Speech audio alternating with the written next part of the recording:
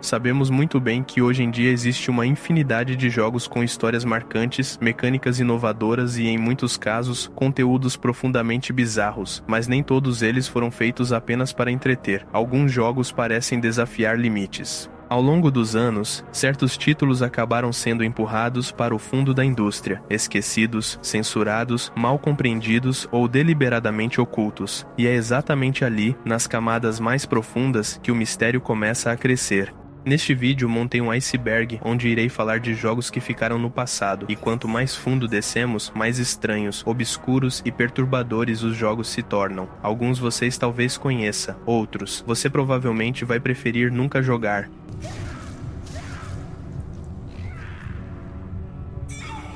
Então, sem mais enrolação, vamos ao vídeo.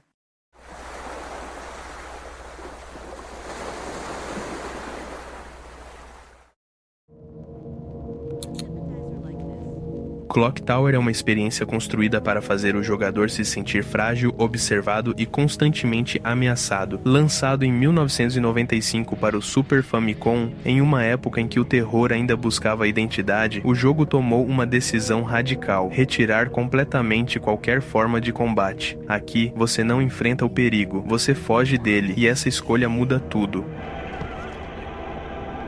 A história começa de forma aparentemente simples.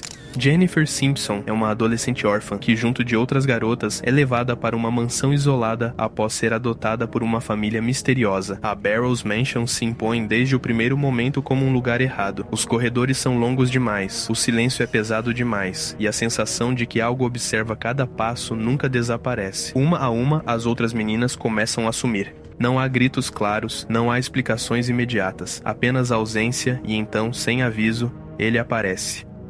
Someone is following me. Some kind of weirdo?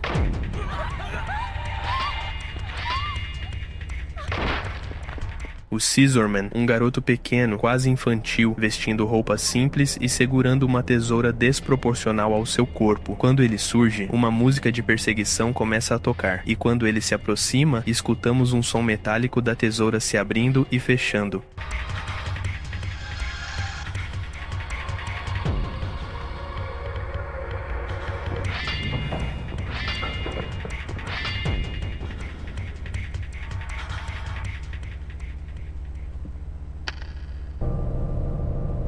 É nesse momento que o jogo deixa claro: você não tem controle. Clock Tower transforma o medo em mecânica. Quanto mais tempo Jennifer passa sendo perseguida, mais ela entra em pânico. O jogo simula o colapso psicológico. O jogador não é punido por errar comandos, mas por sentir medo. Quanto mais medo, pior o desempenho. É um ciclo cruel, onde a tensão constante sabota qualquer tentativa de racionalidade. Em alguns momentos, o próprio ambiente parece trair o jogador, como se a casa conspirasse junto ao perseguidor. O silêncio prolongado é tão ameaçador quanto a perseguição em si, porque nunca se sabe quando o Scissorman vai surgir novamente. A narrativa de Clock Tower não é entregue de forma clara ou linear. Ela se fragmenta em documentos, diálogos breves e eventos que mudam de acordo com decisões aparentemente insignificantes. O jogo possui múltiplos finais e poucos deles podem ser considerados positivos. Em alguns, Jennifer escapa, mas carrega traumas profundos. Em outros, a verdade sobre o Scissorman se revela ainda mais perturbadora, envolvendo experimentos, abuso e a corrupção da infância. Há finais em que o mal não é derrotado, apenas permanece à espreita, sugerindo que a história nunca teve um final definitivo. Um dos aspectos mais desconfortáveis de Clock Tower é justamente a figura do antagonista. O Scissorman não é um demônio, um zumbi ou uma criatura sobrenatural tradicional. Ele é uma criança, e isso quebra um tabu poderoso. A imagem da infância, geralmente associada à inocência, aqui é distorcida em algo imprevisível e violento.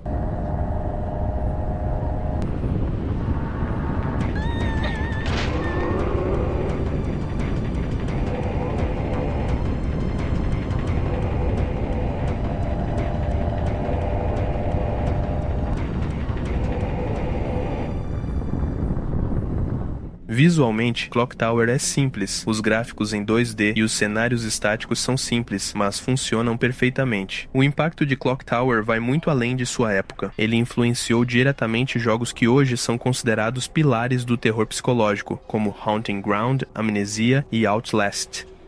A ideia de um protagonista indefeso, perseguido por uma ameaça constante e imprevisível, nasce aqui. Em um tempo onde jogos buscavam poder e controle, Clock Tower escolheu a impotência. Ele marca a transição entre o terror tradicional e o horror psicológico moderno. Um jogo que não quer assustar com sustos rápidos, mas corroer o jogador lentamente. E quando termina, a sensação não é de vitória, é apenas de alívio por ter escapado. Ou talvez, por ter sobrevivido por enquanto.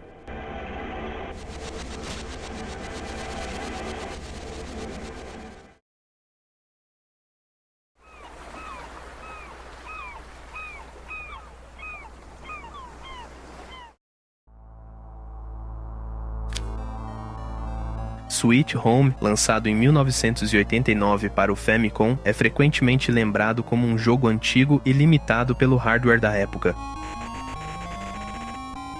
Mas por trás de seus gráficos simples, ele esconde uma das experiências mais sombrias já criadas para um console doméstico. Inspirado em um filme japonês de terror do mesmo nome, Sweet Home não tenta suavizar sua proposta. Desde o início, ele deixa claro que esta é uma história sobre perda, desespero e consequências irreversíveis. O jogo acompanha uma equipe de documentaristas que entra em uma mansão abandonada para investigar o passado de um artista desaparecido. O que começa como uma exploração aparentemente comum se transforma em uma descida lenta ao horror. A mansão é tomada por espíritos vingativos, armadilhas mortais e resquícios de uma tragédia familiar marcada por assassinato, loucura e culpa. Diferente de outros jogos da época, Sweet Home introduz uma ideia brutal. Personagens podem morrer permanentemente. Não existe retorno, não existe ressurreição. Quando alguém morre, o jogo continua sem ele. Corpos permanecem no cenário e o jogador precisa seguir em frente, carregando as consequências das escolhas feitas. Isso cria um peso emocional raro para a época. Cada personagem possui habilidades únicas, necessárias para resolver puzzles e avançar pela mansão. Perder alguém não significa apenas menos força em combate, mas o bloqueio definitivo de certas rotas e soluções. O jogo força o jogador a conviver com seus erros, reforçando a sensação de que o horror não está apenas nos inimigos, mas nas decisões tomadas sob pressão. A narrativa de Sweet Home é surpreendentemente gráfica e cruel para um jogo de 8 bits. Ele aborda temas como violência doméstica, infanticídio e vingança espiritual sem suavizar o impacto. A mansão é um espaço amaldiçoado, onde o passado se recusa a permanecer enterrado. Não há heróis, apenas sobreviventes, e nem todos chegam ao fim. O impacto de Sweet Home é histórico. Ele serviu como base direta para a criação de Resident Evil, influenciando mecânicas como exploração em mansão, gerenciamento de inventário, puzzles ambientais e o tom de horror contido. Mas Sweet Home é mais cruel. Não por ser o mais assustador visualmente, mas por ter sido um dos primeiros a tratar o horror de forma séria, trágica e permanente. Um jogo que provou, ainda em 1989, que o medo mais forte não vem do que aparece na tela, mas do que nunca pode ser desfeito.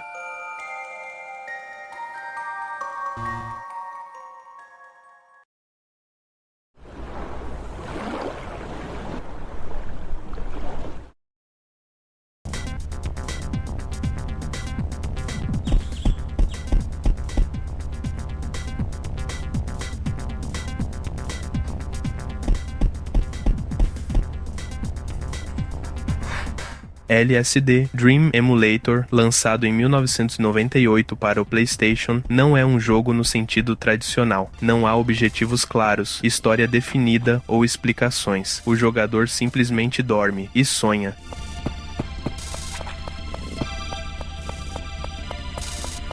Cada sessão leva-se a um sonho diferente, gerado de forma procedural, inspirado nos relatos de sonhos de uma funcionária da desenvolvedora Asmik Ace, registrados ao longo de anos em um diário real. O jogo coloca o jogador em ambientes fragmentados e desconexos. Cidades vazias, corredores infinitos, rostos humanos gigantes, salas sem saída. Tudo parece familiar e errado ao mesmo tempo. Em LSD, tocar em objetos, paredes ou personagens encerra o sonho abruptamente, lançando o jogador em outro cenário completamente diferente.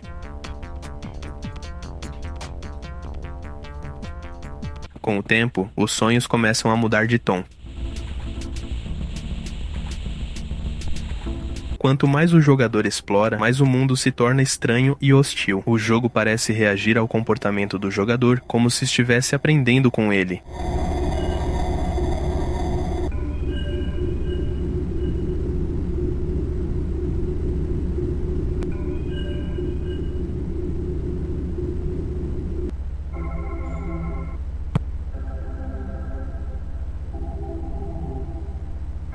LSD usa gráficos simples e cores chapadas, mas isso apenas reforça o desconforto. A baixa fidelidade gráfica cria figuras ambíguas, difíceis de interpretar, que lembram imagens vistas de relance durante o sono. Muitos elementos surgem sem contexto algum, personagens olhando fixamente, mensagens enigmáticas, símbolos que nunca são explicados. Não há finais tradicionais, apenas uma progressão invisível.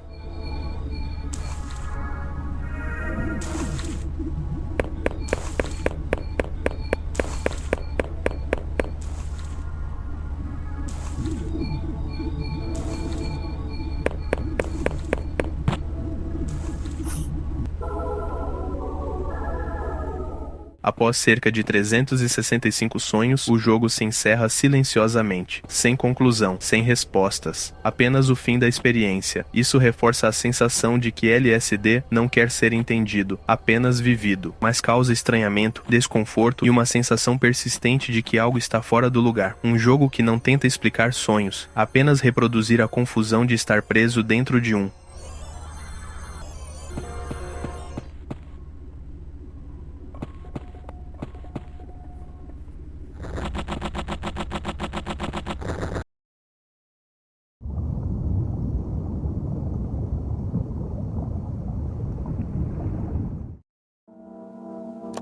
Okay, first off, Michigan, Report from Hell, lançado em 2004 para o PlayStation 2, coloca o jogador em uma posição incomum para um jogo de terror, a de um cinegrafista.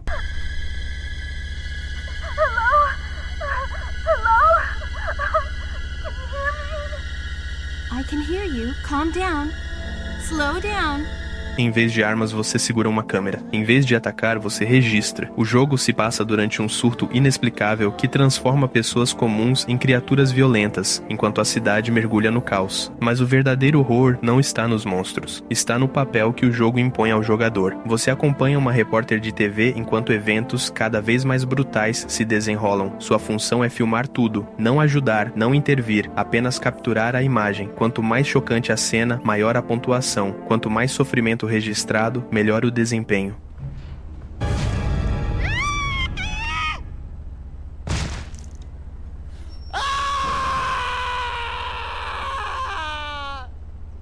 O jogo transforma tragédia em espetáculo. A câmera não é apenas uma ferramenta narrativa, mas uma mecânica central. Você precisa enquadrar, focar e acompanhar a ação, mesmo quando isso significa observar personagens sendo atacados, feridos ou mortos.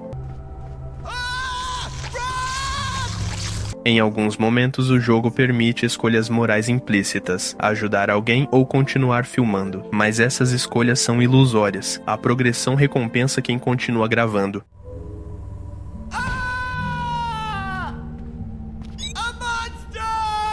Michigan é caótico, a câmera treme, a iluminação é pobre, os ambientes são confusos, tudo parece fora de controle, como uma transmissão ao vivo que deu errado. O jogo nunca explica completamente a origem do surto, nem oferece respostas satisfatórias. O foco não é o que está acontecendo, mas o como isso está sendo explorado.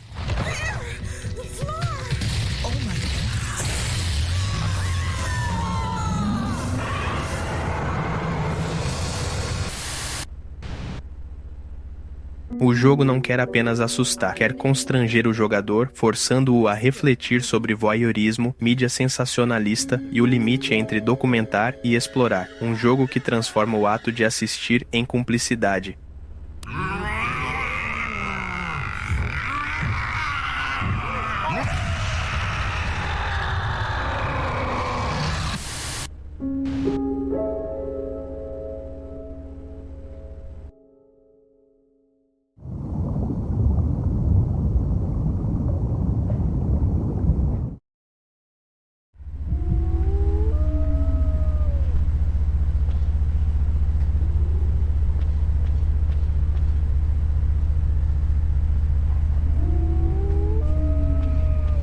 Barok, lançado em 1998 para o Sega Saturn e em 1999 para o PlayStation, é um jogo que se passa após o fim do mundo, mas não um apocalipse explosivo, é um colapso silencioso, espiritual e irreversível.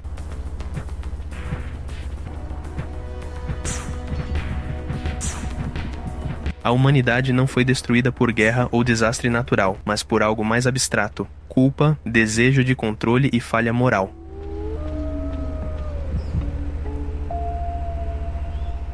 Desde o primeiro momento, Barok deixa claro que este não é um mundo a ser salvo, apenas compreendido. O jogador controla uma figura sem identidade clara, que acorda repetidamente em um cenário em ruínas. No centro desse mundo está a Neurotower, uma estrutura distorcida que parece existir fora da lógica física. A cada tentativa de explorá-la, o jogador desce mais fundo e inevitavelmente morre. A morte, porém, não é punição. É parte do ciclo. Cada falha revela fragmentos da história, memórias quebradas e verdades desconfortáveis sobre o mundo e sobre o próprio protagonista. Barok é grotesco e simbólico.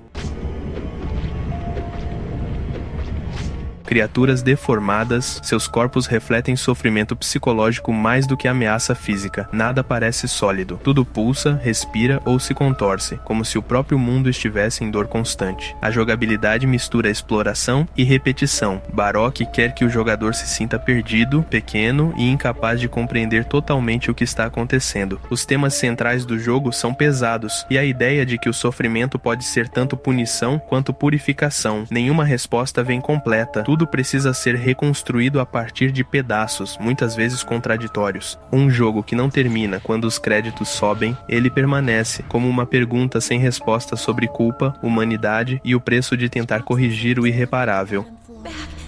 The consciousness orbs.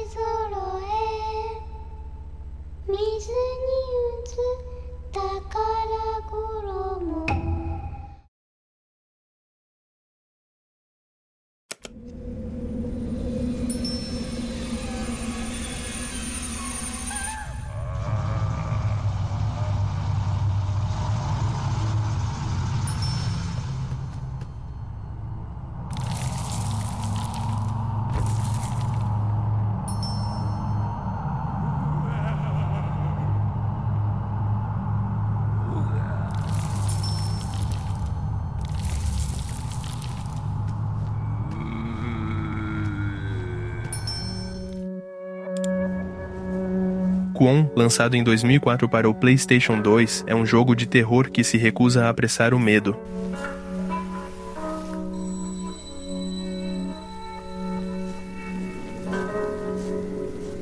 Desenvolvido pela From Software, ele se passa no Japão do período Heian, uma era marcada por rituais espirituais, isolamento e medo do sobrenatural. Diferente do terror moderno, Kwon constrói sua atmosfera a partir do silêncio, da repetição e da sensação constante de profanação. A história gira em torno de uma mansão isolada, envolta por eventos inexplicáveis, onde rituais proibidos começaram a falhar.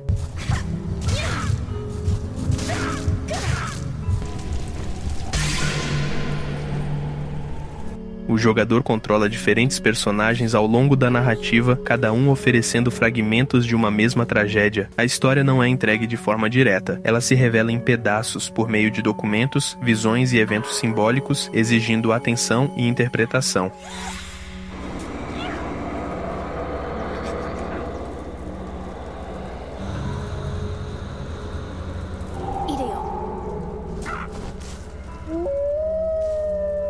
Kwon é contido e minimalista. Os ambientes são escuros, vazios e quase imóveis. As criaturas que surgem, elas se aproximam lentamente, observam, sussurram. O jogo prefere a antecipação ao confronto.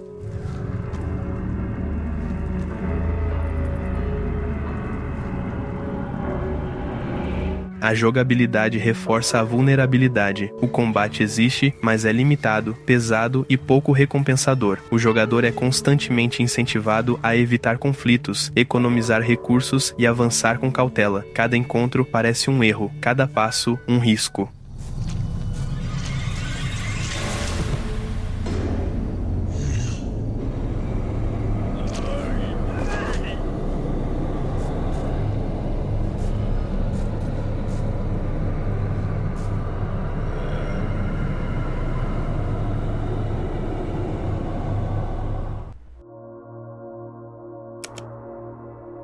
Kwon mergulha profundamente em temas como corrupção espiritual, culpa, obsessão e consequências de rituais profanos. O terror não é apenas externo, mas moral e psicológico.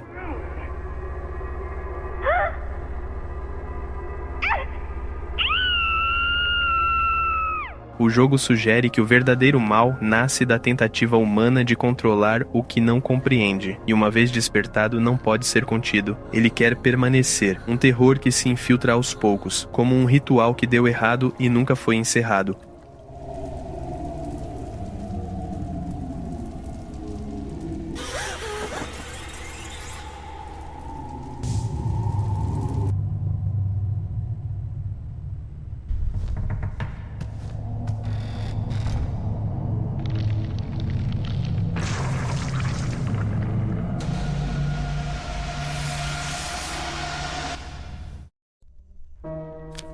Antes de encerrar, gostaria que vocês dessem uma força neste vídeo. Não sei se vocês sabem, mas o algoritmo do YouTube deu uma mudada, e com isso vários outros YouTubers foram afetados e perderam muitas visualizações, e eu fui um deles. Então, se vocês gostaram, me deem essa força e se inscrevam para não perder nenhum vídeo. Fico muito feliz por você ter assistido até aqui, e até a próxima.